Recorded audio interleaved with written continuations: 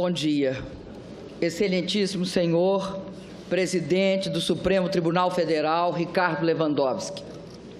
Excelentíssimo senhor presidente do Senado Federal, Renan Calheiros.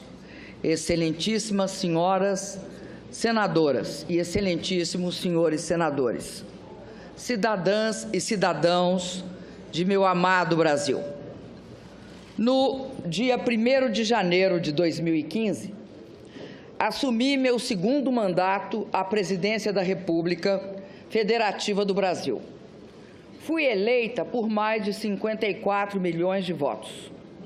Na minha posse, assumi o compromisso de manter, defender e cumprir a Constituição, bem como o de observar as leis, promover o bem geral do povo brasileiro, sustentar a União, a integridade e a independência do Brasil.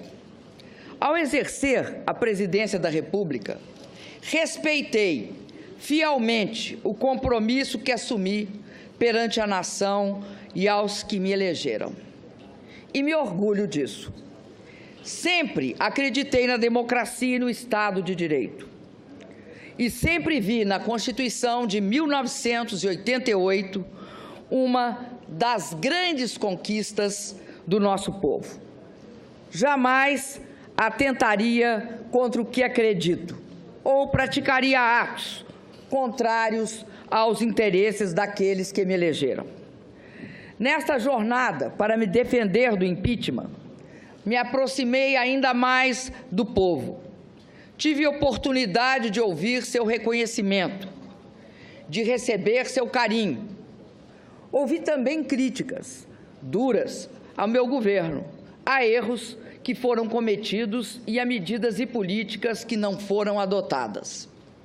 Acolho essas críticas com humildade, até porque, como todos, tenho defeitos e cometo erros. Entre os meus defeitos não está a deslealdade e a covardia. Não traio os compromissos que assumo, os princípios que defendo ou os que lutam ao meu lado. Na luta contra a ditadura, recebi no meu corpo as marcas da tortura. Amarguei por anos o sofrimento da prisão. Vi companheiros e companheiras sendo violentados e até assassinados. Na época, eu era muito jovem. Tinha muito a esperar da vida. Tinha medo da morte, das sequelas da tortura no meu corpo e na minha alma. Mas não cedi. Resisti. Resisti à tempestade de terror que começava a me engolir, na escuridão dos tempos amargos em que o país vivia. Não mudei de lado. Apesar de receber o peso da injustiça nos meus ombros, continuei lutando pela democracia. Dediquei todos esses anos da minha vida à luta por uma sociedade sem ódios e intolerância. Lutei por uma sociedade livre de preconceitos e de discriminações. Lutei por uma sociedade onde não houvesse miséria ou excluídos. Lutei por um Brasil soberano, mais igual e onde houvesse justiça. Disso tenho orgulho. Quem acredita, luta. Aos quase 70 anos de idade, não seria agora, após ser mãe e avó, que abdicaria dos princípios que sempre me guiaram. Exercendo a presidência da República, tenho honrado o compromisso com o meu país, com a democracia, com o Estado de Direito. Tenho sido intransigente na defesa da honestidade na gestão da coisa pública. Por isso, diante das acusações que contra mim são dirigidas neste processo, não posso deixar de sentir na boca novamente o gosto áspero e amargo da injustiça e do arbítrio. E por isso, como no passado, resisto. Não esperem de mim o obsequioso silêncio dos covardes. No passado, com as armas e hoje com a retórica jurídica, pretendem novamente atentar contra a democracia e o Estado de Direito. Se alguns rasgam o seu passado e negociam as benesses do presente, que respondam perante a sua consciência e perante a história pelos atos que praticam. A mim, cabe lamentar pelo que foram e pelo que se tornaram. E resistir, resistir sempre. Resistir para acordar as consciências ainda adormecidas, para que juntos finquemos o pé no terreno que está do lado certo da história, mesmo que o chão trema e ameace de novo nos engolir. Não luto pelo meu mandato, por vaidade ou por apego ao poder, como é próprio dos que não têm caráter, princípios ou utopias a conquistar. Luto pela democracia, pela verdade e pela justiça. Luto pelo povo do meu país, pelo seu bem-estar. Muitos hoje me perguntam, de onde vem a minha energia para prosseguir? Vem do que acredito. Posso olhar para trás e ver tudo o que fizemos, olhar para frente e ver tudo o que ainda precisamos e podemos fazer. O mais importante é que posso olhar para mim mesma e ver a face de alguém que, mesmo marcada pelo tempo, tem forças para defender suas ideias e seus direitos. Sei que em breve, e mais uma vez na vida, serei julgada. E é por ter a minha consciência absolutamente tranquila em relação ao que eu fiz no exercício da presidência da República, que venho pessoalmente à presença dos que me julgarão. Venho para olhar diretamente nos olhos de vossas excelências e dizer com a serenidade dos que nada têm a esconder que não cometi nenhum crime de responsabilidade. Não cometi os crimes dos quais sou acusada, injusta e arbitrariamente. Hoje, o Brasil, o mundo e a história nos observam e aguardam o desfecho desse processo de impeachment. No passado, da América Latina e do Brasil, sempre que interesses de setores da elite econômica e política foram feridos pelas urnas e não existiam razões jurídicas para uma destituição legítima, conspirações eram tramadas, resultando em golpes de Estado. O presidente Getúlio Vargas, que nos legou a CLT e a defesa do patrimônio nacional, sofreu uma implacável perseguição, a hedionda trama orquestrada pela chamada República do Galeão, que o levou ao suicídio. O presidente Juscelino Kubitschek, que construiu essa cidade, foi vítima de constantes e fracassadas tentativas de golpe, como ocorreu no episódio de Aragarças. O presidente João Goulart, defensor da democracia, dos direitos dos trabalhadores e das reformas de base, superou o golpe do parlamentarismo, mas foi deposto e instaurou-se a ditadura militar em 1964. Durante 20 anos, vivemos o silêncio imposto pelo arbítrio e a democracia foi varrida de nosso país. Milhões de brasileiros lutaram e reconquistaram o direito a eleições diretas. Hoje, mais uma vez, ao serem contrariados e feridos nas urnas os interesses de setores da elite econômica e política, nos vemos diante do risco de uma ruptura democrática. Os padrões políticos dominantes no mundo repelem a violência explícita. Agora, a ruptura democrática se dá por meio da violência moral e de pretextos constitucionais, para que se empreste aparência de legitimidade ao governo que assume sem o amparo das urnas. Invoca-se a Constituição para que o mundo das aparências encubra hipocritamente o mundo dos fatos. As provas produzidas deixam claro e inconteste que as acusações contra mim dirigidas são meros pretextos, embasados por uma frágil retórica jurídica. Nos últimos dias, novos fatos evidenciaram outro aspecto da trama que caracteriza esse processo de impeachment.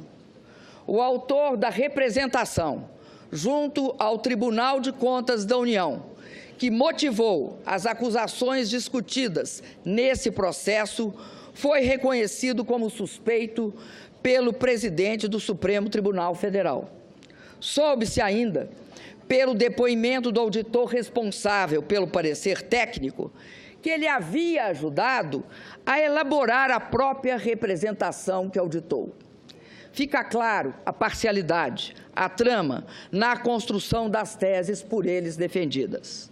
São pretextos, apenas pretextos para derrubar, por meio de um processo de impeachment, sem crime de responsabilidade, um governo legítimo, escolhido em eleição direta, com a participação de 110 milhões de brasileiros e brasileiras.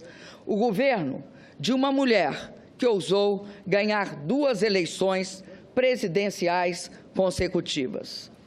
São pretextos para viabilizar um golpe na Constituição, um golpe que, se consumado, resultará na eleição indireta de um governo usurpador.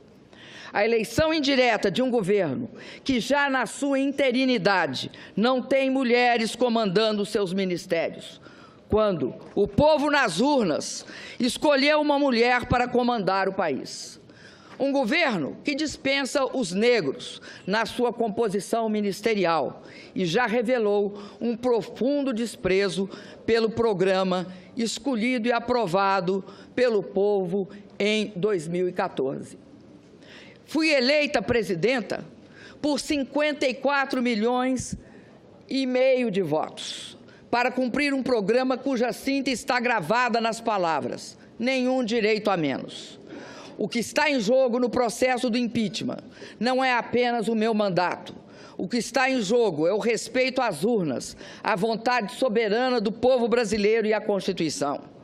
O que está em jogo são as conquistas dos últimos 13 anos, os ganhos da população, das pessoas mais pobres e da classe média, a proteção às crianças, os jovens chegando às universidades e às escolas técnicas, a valorização do salário mínimo, os médicos atendendo a população, a realização do sonho da casa própria. O que está em jogo é um investimento em obras para garantir a convivência com a seca no semiárido. É a conclusão do sonhado e esperado projeto de integração do São Francisco. O que está em jogo é também a grande descoberta do Brasil, o pré-sal. O que está em jogo é a inserção soberana de nosso país no cenário internacional, pautada pela ética e pela busca de interesses comuns. O que está em jogo é a autoestima dos brasileiros e brasileiras, que resistiram aos ataques dos pessimistas de plantão, à capacidade do país de realizar com sucesso a Copa do Mundo e as Olimpíadas e as Paralimpíadas.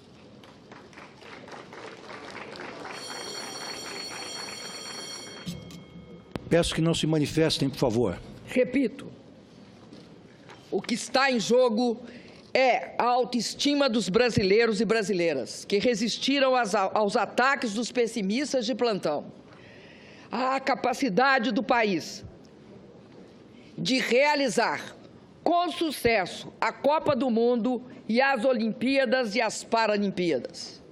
O que está em jogo é a conquista da estabilidade que busca o equilíbrio fiscal, que busca o controle da inflação e não abre mão de programas sociais para a nossa população.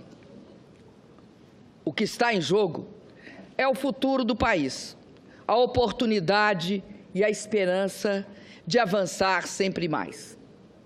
Senhoras e senhores senadores, no presidencialismo previsto na Constituição, na nossa Constituição, não basta a eventual perda de maioria parlamentar para afastar um presidente.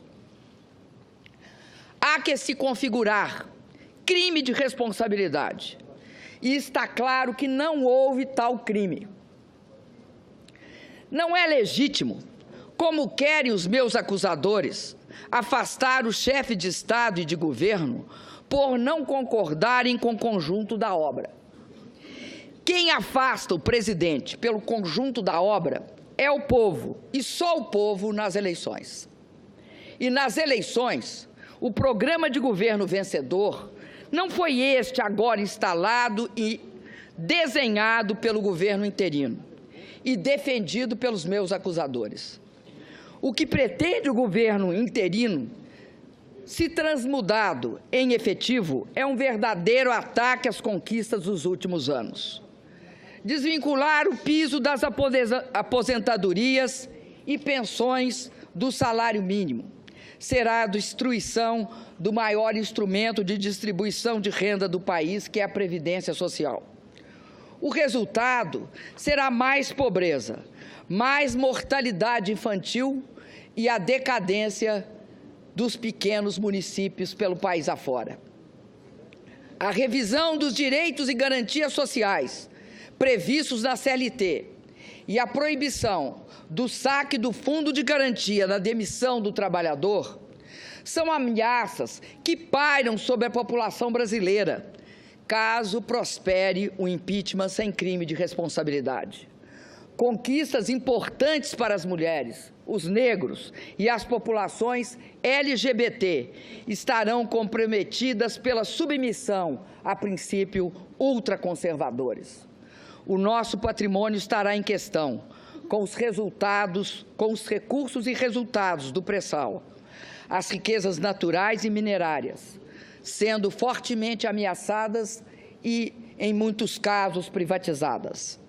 A ameaça mais assustadora desse processo de impeachment sem crime de responsabilidade é congelar, por inacreditáveis 20 anos, as despesas com saúde, educação, saneamento e habitação.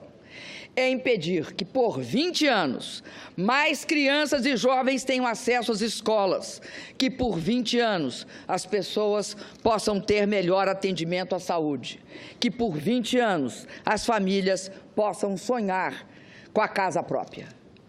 Senhor presidente Ricardo Lewandowski, senhoras e senhores senadores, a verdade é que o resultado eleitoral de 2014 foi um rude golpe em setores da elite conservadora brasileira.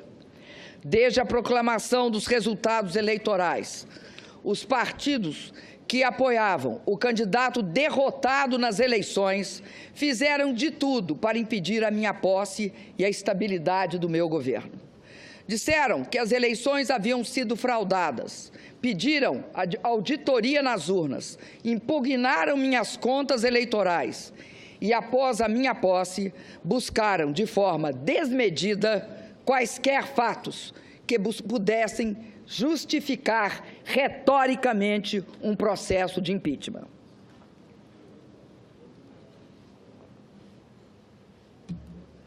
Como é próprio das elites conservadoras e autoritárias, não viam na vontade do povo o elemento legitimador de um governo. Queriam o poder a qualquer preço. Tudo fizeram para destabilizar a mim e ao meu governo.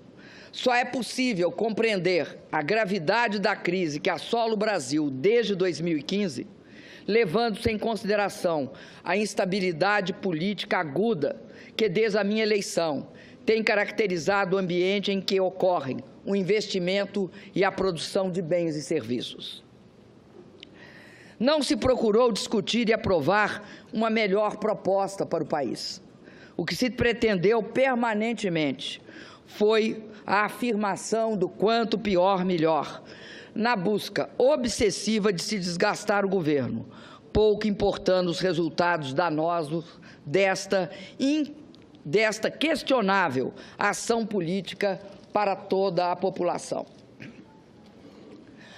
A possibilidade de impeachment tornou-se assunto central da pauta política e jornalística, apenas 2 meses após minha reeleição, apesar da evidente improcedência dos motivos para justificar esse movimento radical. Nesse ambiente de turbulências e incertezas, o risco político permanente, provocado pelo ativismo de parcela considerável da oposição, acabou sendo um elemento central para a retração do investimento e para o aprofundamento da crise econômica.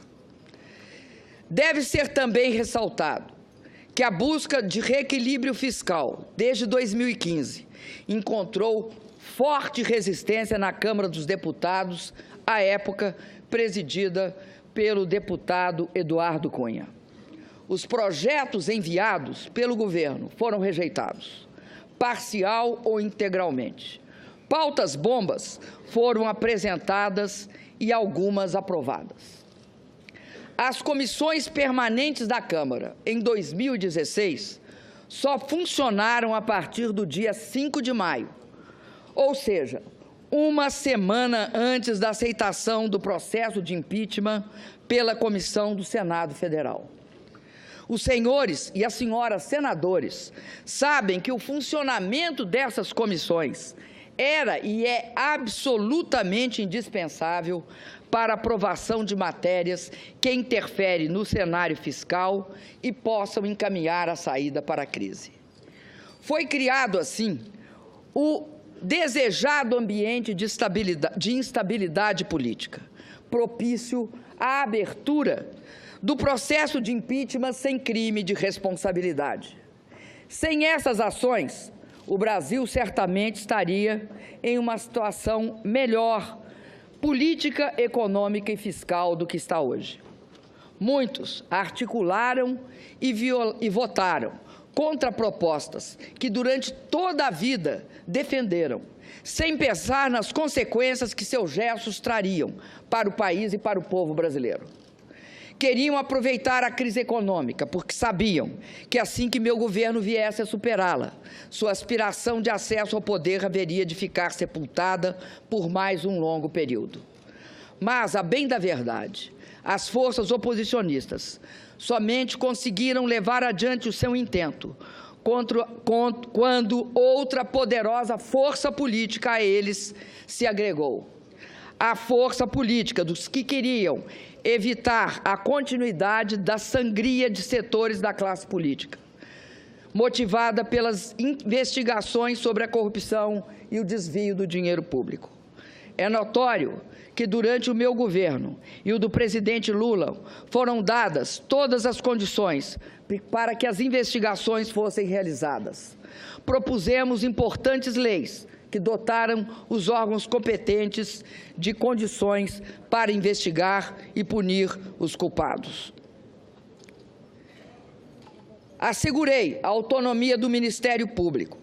Não permiti qualquer interferência política na atuação da Polícia Federal. Contrariei interesses. Por isso, paguei e pago um elevado preço pessoal pela postura que tive. Arquitetaram a minha destituição, independentemente da existência de quaisquer fatos que pudessem justificá-la perante a nossa Constituição. Encontraram, na pessoa do ex-presidente da Câmara dos Deputados, Eduardo Cunha, o vértice da sua aliança golpista. Articularam e viabilizaram a perda da maioria parlamentar do governo. Situações foram criadas com o apoio escancarado de setores da mídia para construir o clima político necessário para a desconstituição do resultado eleitoral de 2014. Todos sabem que este processo de impeachment foi aberto por uma chantagem explícita do ex-presidente da Câmara, Eduardo Cunha, como chegou a reconhecer em declarações à imprensa um dos próprios denunciantes. Exigia aquele parlamentar que eu intercedesse para que deputados do meu partido não votassem pela abertura do seu processo de cassação. Nunca aceitei na minha vida ameaças ou chantagens. Se não o fiz antes, não o faria na condição de presidenta da República. É fato, porém, que não ter me curvado a esta chantagem motivou o recebimento da denúncia por crime de responsabilidade e a abertura deste processo. Se eu tivesse me acompliciado com a improbidade e com o que há de pior na política brasileira, como muitos até hoje parecem não ter o menor pudor em fazê-lo, eu não correria o risco de ser condenada injustamente. Quem se acumplicia ao imoral e ao ilícito não tem respeitabilidade para governar o país. Quem age para poupar ou adiar o julgamento de uma pessoa que é acusada de enriquecer às custas do Estado brasileiro e do povo, que paga impostos, cedo ou tarde, acabará pagando perante a sociedade e a história o preço de seu descompromisso com a ética. Tem, e todos sabem, muito orgulho. Todos sabem que não enriqueci no exercício de cargos públicos, que não desviei dinheiro público em meu governo, em benefício próprio, nem de meus familiares, e que não possuo contas ou imóveis no exterior. Sempre agi com absoluta probidade nos cargos públicos que ocupei ao longo da minha vida. Curiosamente, serei julgada por crimes que não cometi. Antes do julgamento do ex-presidente da Câmara, acusado de ter praticado gravíssimos atos ilícitos e que liderou as tramas e os ardis que alavancaram as ações voltadas à minha destituição. Ironia da história? Não, de forma nenhuma. Trata-se de uma ação deliberada, que conta com o silêncio cúmplice de setores da grande mídia brasileira. Viola-se a democracia e pune-se uma inocente. Este é o pano de fundo que marca o julgamento que será realizado pela vontade dos que lançam contra mim pretextos acusatórios infundados. Estamos a um passo da consumação de uma grave ruptura institucional. Estamos a um passo da concretização de um verdadeiro golpe de Estado. Senhoras e senhores senadores, vamos aos autos deste processo. Do que sou acusada? Quais foram os atentados à Constituição que cometi? Quais foram os crimes hediondos que pratiquei? A primeira acusação refere-se à edição de 3 decretos de crédito suplementar sem autorização legislativa. Ao longo de todo o processo, mostramos que a edição desses decretos seguiu todas as regras legais. Respeitamos a previsão contida na Constituição, a meta definida na LDO e as autorizações estabelecidas no artigo 4º da Lei Orçamentária de 2015, aprovadas pelo Congresso Nacional. Todas essas previsões legais foram respeitadas em relação aos 3 decretos. Eles apenas ofereceram alternativas para a alocação dos mesmos limites de empenho e financeiro estabelecidos pelo decreto de contingenciamento, que não foram alterados. Repito, pelos decretos de contingenciamento que não foram alterados. Por isso, não afetaram em nada a meta fiscal.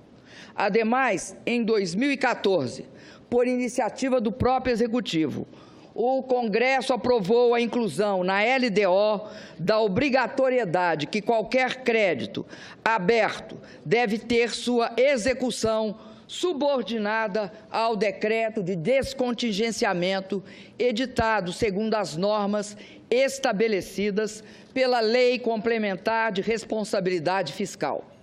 E isso foi precisamente respeitado. Não sei se por incompreensão ou por estratégia, as acusações feitas nesse processo buscam atribuir a esses decretos nossos problemas fiscais. ignoram ou escondem que os resultados fiscais negativos são consequência da desaceleração econômica e não a sua causa. Escondem que, em 2015, com o agravamento da crise, tivemos uma expressiva queda de receita ao longo de todo o ano. Foram 180 bilhões a menos que o previsto na lei orçamentária. Fazem questão de ignorar que realizamos, em 2015, o maior contingenciamento de nossa história. Cobram que, quando enviei ao Congresso, em julho de 2015, o pedido de autorização para reduzir a meta fiscal, deveria ter imediatamente realizado um novo contingenciamento. Não o fiz porque segui o procedimento, que não foi questionado pelo Tribunal de Contas da União ou pelo Congresso Nacional na análise das contas de 2009. Além disso, a responsabilidade com a população justifica também nossa decisão. Se aplicássemos em julho o contingenciamento proposto pelos nossos acusadores, cortaríamos 96% do total de recursos disponíveis para a despesa da União. Isto representa um corte radical em todas as dotações orçamentárias dos órgãos federais. Ministérios seriam paralisados, universidades fechariam suas portas, o Mais Médico seria interrompido, a compra de medicamentos seria prejudicada, as agências reguladoras deixariam de funcionar. Na verdade, o ano de 2015 teria, para todos os efeitos fiscais, acabado em julho. Volto a dizer, ao editar esses decretos de crédito suplementar, agi em conformidade plena com a legislação vigente. Em nenhum desses atos, o Congresso Nacional foi desrespeitado. Aliás, este foi o comportamento que adotei em meus 2 mandatos. Somente depois que assinei esses decretos é que o Tribunal de Contas da União mudou a posição que sempre teve a respeito da matéria. É importante que a população brasileira seja esclarecida sobre este ponto. Os decretos foram editados em julho e agosto de 2015 e somente em outubro de 2015 o plenário do Tribunal de Contas da União aprovou a nova interpretação. O Tribunal de Contas da União recomendou a aprovação das contas de todos os presidentes que editaram idênticos decretos, atos iguais ao que eu editei. Nunca levantaram qualquer problema técnico ou apresentaram interpretação que passaram a ter depois que assinei estes atos. Querem me condenar por ter assinado decretos que atendiam às demandas da população, às demandas de diversos órgãos, inclusive do próprio Poder Judiciário, com base no mesmo procedimento adotado desde a entrada em vigor da Lei de Responsabilidade Fiscal em 2001? Por ter assinado decretos que, somados, não implicaram, como provado nos autos, em nenhum centavo de gastos a mais para prejudicar a meta fiscal? A segunda denúncia dirigida contra mim neste processo também é injusta e frágil. Afirma-se que o alegado atraso nos pagamentos das subvenções econômicas devidas ao Banco do Brasil no âmbito da execução do Programa de Crédito Rural, Plano Safra, para agricultura comercial e para agricultura familiar equivale a uma operação de crédito, o que estaria vedado pela Lei de Responsabilidade Fiscal. Como minha defesa e várias testemunhas já relataram, a execução do Plano Safra é regida por uma lei de 1992, que atribui ao Ministério da Fazenda a competência de sua normatização, inclusive em relação à própria atuação do Banco do Brasil. A Presidenta da República não pratica nenhum ato em relação à execução do Plano Safra. Parece óbvio, além de juridicamente justo, que eu não seja acusada por um ato inexistente. A controvérsia quanto à existência de operações de crédito surgiu novamente de uma interpretação do TCU cuja decisão definitiva foi emitida em dezembro de 2015. Novamente, é uma tentativa de dizer que cometi um crime antes da definição da tese de que haveria um crime. Uma tese que nunca havia surgido antes e que, como todas as senhoras e senhores senadores souberam em dias recentes, foi urdida especialmente para esta ocasião. Lembro ainda a decisão recente do Ministério Público Federal, que arquivou um inquérito exatamente sobre essa questão. Afirmou não caber falar em ofensa à lei de responsabilidade fiscal, porque eventuais atrasos de pagamento em contratos de prestação de serviço entre a União e instituições financeiras públicas não são operações de crédito. Insisto, senhoras senadoras e senhores senadores, não sou eu, nem tampouco minha defesa, que fazemos estas alegações. É o Ministério Público Federal que se recusou a dar sequência ao processo pela inexistência de crime. Sobre a mudança de interpretação do TCU, lembro que ainda antes da decisão final, agi de forma preventiva. Solicitei ao Congresso a autorização para pagamento dos passivos e defini em decreto prazos de pagamento para as subvenções devidas. Em dezembro de 2015, após a decisão definitiva do TCU e com autorização do Congresso, saldamos todos os débitos existentes. Não é possível que não se veja aqui também o arbítrio desse processo e a injustiça também desta acusação. Esse processo de impeachment não está praticando a justiça. Eu não atentei em nada, em absolutamente nada, contra qualquer dos dispositivos da Constituição que, como presidenta, jurei cumprir. Não pratiquei ato ilícito. Está provado que não agi dolosamente em nada. Os atos praticados estavam inteiramente voltados ao interesse da sociedade. Nenhuma lesão trouxeram ao erário ou ao patrimônio público. Volto a afirmar, como fez a minha defesa durante todo o tempo, que este processo está marcado, do início ao fim, por um clamoroso desvio de poder. É isso que explica a absoluta fragilidade das acusações que contra mim são dirigidas. Tem-se afirmado que esse processo de impeachment seria legítimo, porque os ritos e os prazos teriam sido respeitados. No entanto, para que seja feita justiça e a democracia se imponha, a forma só não basta. É necessário que o conteúdo de uma sentença também seja justo. E, no caso, jamais haverá justiça na minha condenação. Ouso dizer que, em vários momentos, esse processo se desviou clamorosamente daquilo que a Constituição e os juristas denominam o devido processo legal. Não há respeito ao devido processo legal quando a opinião condenatória de grande parte dos julgadores é divulgada e registrada pela grande imprensa antes do exercício final do direito de defesa. Não há respeito ao devido processo legal quando os julgadores afirmam que a condenação não passa de uma questão de tempo, porque votarão contra mim de qualquer jeito.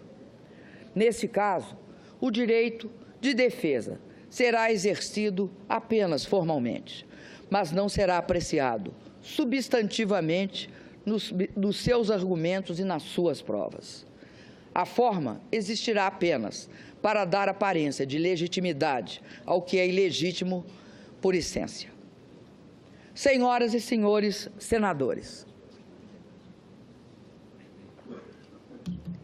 nesses meses, me perguntaram inúmeras vezes por que eu não renunciava, para encurtar este capítulo tão difícil da minha vida. Jamais o faria, porque tenho compromisso inarredável com o Estado democrático de direito. Jamais o faria porque nunca renuncio à luta. Confesso a vossas excelências, no entanto, que a traição, as agressões verbais e a violência do preconceito me assombraram. E, em alguns momentos, muito me magoaram. Mas foram sempre superadas, em muito, pela solidariedade, pelo apoio e pela disposição de luta de milhões de brasileiras e brasileiros pelo país afora. por meio de manifestações de rua, reuniões, seminários, livros, shows, mobilizações na internet. Nosso povo esbanjou criatividade e disposição para a luta contra o golpe. As mulheres brasileiras têm sido, neste período, um esteio fundamental para minha resistência. Me cobriram de flores e me protegeram com sua solidariedade. Parceiras incansáveis de uma batalha em que a misoginia e o preconceito mostraram suas garras. As brasileiras expressaram neste combate pela democracia e pelos direitos sua força e resiliência. Bravas mulheres brasileiras que tenho a honra e o dever de representar como primeira mulher presidenta da República. Chego à última etapa deste processo, comprometida com a realização de uma demanda da maioria dos brasileiros: convocá-los a decidir nas urnas sobre o futuro de nosso país. Diálogo, participação e voto direto e livre são as melhores armas que temos para preservar a democracia. Confio que as senhoras senadoras e os senhores senadores farão justiça. Tenho a consciência tranquila. Não pratiquei nenhum crime de responsabilidade. As acusações dirigidas contra mim são injustas e descabidas. Cassar em definitivo meu mandato é como me submeter a uma pena de morte política. Esse é o segundo julgamento a que sou submetida em que a democracia tem assento junto comigo no banco dos réus. Na primeira vez, fui condenada por um tribunal de exceção. Daquela época, além das marcas dolorosas da tortura, ficou o registro em uma foto da minha presença diante dos meus algozes, no momento em que eu os olhava, de cabeça erguida, enquanto eles escondiam os rostos com medo de serem reconhecidos e julgados pela história. Hoje, 4 décadas depois, não há prisão ilegal, não há tortura. Meus julgadores chegaram aqui pelo voto, mesmo voto popular que me conduziu à presidência. Tenho por todos, por isso, o maior respeito, mas continuo de cabeça erguida, olhando nos olhos dos meus julgadores. Apesar das diferenças, das grandes diferenças, sofro de novo com o sentimento de injustiça e o receio de que, mais uma vez, a democracia seja condenada junto comigo. E não tenho dúvida que também, desta vez, todos nós seremos julgados pela história. Por 2 vezes, vi de perto a face da morte. Quando fui torturada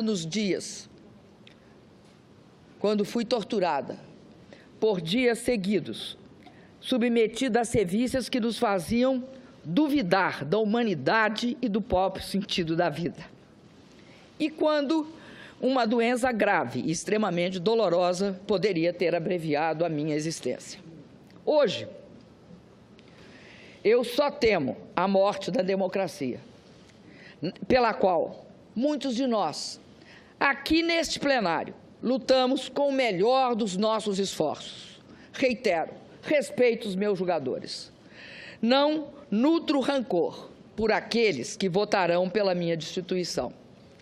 Respeito e tenho muito apreço por aqueles que têm lutado bravamente pela minha absolvição, aos quais serei eternamente grata. Neste momento, quero me dirigir aos senadores, que mesmo sendo de oposição a mim e ao meu governo, estão indecisos. Lembrem-se que no regime presidencialista e sob a égide da nossa Constituição, uma condenação política exige obrigatoriamente a ocorrência de um crime de responsabilidade, cometido dolosamente e comprovado de forma cabal. Lembrem-se do terrível precedente que a decisão pode abrir para outros presidentes que virão, governadores e prefeitos, atuais e futuros. Condenar sem provas substantivas, condenar um inocente. É esse o precedente. Faço um apelo final a todos os senadores. Não aceitem um golpe que, em vez de solucionar, agravará a crise brasileira. Peço que façam justiça a uma presidente honesta, que jamais cometeu qualquer ato ilegal na vida pessoal ou nas funções públicas que exerceu. Votem sem ressentimento. O que cada senador sente por mim e o que nós sentimos uns pelos outros importa menos, neste momento, do que aquilo que todos nós sentimos pelo país e pelo povo brasileiro. Peço, votem contra o impeachment, votem pela democracia. Muito obrigada.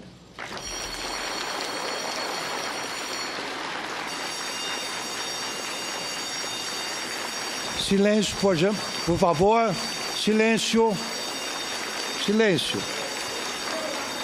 Silêncio.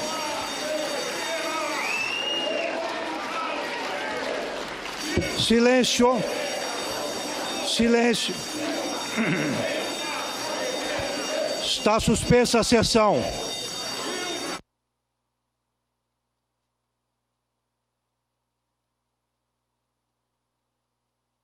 O Brasil tem mais de 5.500 municípios. O maior é Altamira, no Pará, com área maior do que a do estado de Santa Catarina. O mais populoso é São Paulo, com mais de 11 milhões de habitantes. Já em Serra da Saudade, Minas Gerais, moram pouco mais do que 800 pessoas. E todos esses brasileiros são representados pelos 81 senadores. Senado Federal, a Casa da Federação, a Casa do Brasil. Até o dia 15 de setembro, você pode opinar sobre violência contra o idoso no Brasil. Vá à página senado.leg.br. No canto inferior, você verá a enquete. Clique e você será direcionado a uma página do Data Senado. Sua opinião é muito importante para nós. Agora é lei. Fazer revista íntima em mulheres em seus ambientes de trabalho é proibido. Empresas que infringirem a nova regra podem sofrer multa de R$20 mil. Em caso de reincidência, esse valor pode dobrar. O Senado votou. Agora é lei. Tem coisas que só as pessoas que trabalham no campo sabem. A gente pode controlar as máquinas, mas não controla os ventos, não controla as chuvas, não controla o clima, nem o resultado da nossa colheita. Então, como é que a gente vai controlar uma queimada durante as...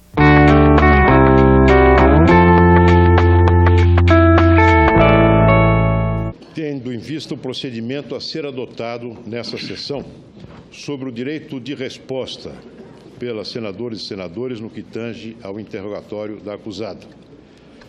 Ficou estabelecido, senhor presidente, como um acordo entre todos nós, no item 18 do roteiro do julgamento, que cada senador terá até 5 minutos para formular perguntas à senhora presidente. Ocorre, presidente Lewandowski, que não existe qualquer previsão sobre o direito de resposta das senadoras e senadores em caso de serem nominalmente citados ou de modo detrimentoso ou para esclarecimento de fato que lhe tenha sido atribuído, bem como na eventualidade de agressões verbais que sejam proferidos. Sabe-se que a Lei 10.079 e o Código de Processo Penal são silentes sobre o tema, restando, nesse caso, a aplicação subsidiária do conhecido artigo 14 do nosso regimento interno, que é muito claro ao estabelecer o referido dispositivo que, nos casos supracitados, o senador terá 5 minutos para a devida manifestação. Assim, aguardo manifestação de Vossa Excelência no sentido de estabelecer o procedimento previsto no regimento interno do Senado, se esses casos vierem a ocorrer. Agradeço a Vossa Excelência. Concedo a palavra ao eminente senador Humberto Costa para a contradita. Senhor presidente, senhores senadores, senhoras senadoras, em primeiro lugar, senhor presidente, na semana passada tivemos uma reunião conduzida por Vossa Excelência, com a presença do presidente dessa casa e de todos os líderes partidários, inclusive com a presença do eminente líder do governo. E foi nessa reunião que nós acertamos aquilo que consta hoje dos artigos 17 e 18 do roteiro da sessão de julgamento. Em segundo lugar, Vossa Excelência hoje, antes de iniciar os trabalhos, já abordou esse assunto e disse com todas as palavras que só haveria interrupção de qualquer resposta dada pela Presidenta da República se alguma ofensa nominal, pessoal, vier a ser feita e que isso é regido naturalmente pelo artigo 14. Por outro lado, há um entendimento do Supremo Tribunal Federal, a partir da Lei 11.719, de que o depoimento do réu faz parte do direito de defesa. Não se trata de um debate entre réu e jurados ou juízes. Portanto, também não cabe essa proposição. E, por último, senhor presidente, a utilização de palavras, quaisquer que sejam elas, desde que não ofensivas à honra de quem quer que seja, significa um cerceamento da liberdade de expressão. Aliás, a presidenta Dilma já sofreu uma interpelação judicial por parte de deputados da oposição, da antiga oposição, para que ela explicasse o que queria dizer com a palavra golpe. A presidenta respondeu e essa interpelação foi arquivada. Portanto, qualquer tentativa de inibir a palavra da presidenta ou dos senadores aqui presentes, na nossa opinião, humildemente, Excelência, seria uma restrição à nossa liberdade de expressão. Por isso eu peço a Vossa Excelência que indefira essa questão de ordem. Pois não. Vou decidir. Queria dizer a Vossas Excelências que, como já observei em sessão anterior, em assentada anterior, porque a sessão é a mesma, que atualmente a lei, a doutrina e a jurisprudência consideram o interrogatório o ato culminante do processo penal. Exatamente o momento em que os acusados exercem a plenitude de seu direito de defesa. Neste momento, neste ato processual que ora realizamos, a senhora Presidenta da República, ela está defendendo o seu mandato, a sua honra pessoal e a sua biografia. Portanto, é natural que nós concedamos a ela uma amplitude maior de expressão. As senhoras senadoras e os senhores senadores aqui exercem o papel de juízes, não são acusadores, não são acusadores. A acusação está sendo competentemente exercida pelo professor Miguel Reale e pela professora Janaína Pascoal. Os juízes naturais, senadoras e senadores, formularão as suas questões de forma objetiva, de forma sóbria, de forma imparcial e de forma contida, circunscritos à acusação ou às duas acusações formuladas no libelo.